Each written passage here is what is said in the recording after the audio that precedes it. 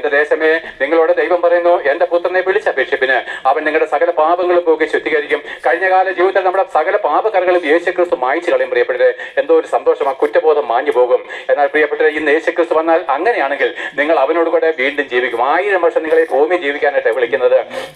യേശുക്രിസ്തു മരിച്ചിട്ട് ഉയർത്തെഴുന്നേറ്റത് വഴി അവനിൽ വിശ്വസിച്ചിട്ടാണ് മരിക്കുന്നതെങ്കിൽ പ്രിയപ്പെട്ട, ഇന്ന് യേശുക്രിസ്തു മടങ്ങി വന്നാൽ അവനോട് കൂടെ നമ്മൾ 1000 വർഷം ഈ ഭൂമി വാഴും. അയ്യോ, ഈ ദ്രവിച്ചു പോകുന്ന ശരീരമല്ല പ്രിയപ്പെട്ട, ഈ പാപമുള്ള രോഗമുള്ള ശരീരമല്ല.